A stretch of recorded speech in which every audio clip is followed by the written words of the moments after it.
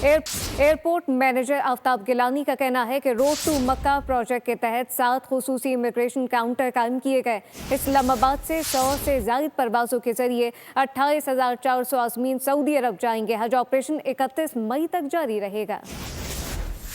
Islamabad international airport से हज की पहली परवाज़ आज़मीन हज को लेकर मदीना के लिए रवाना होगी।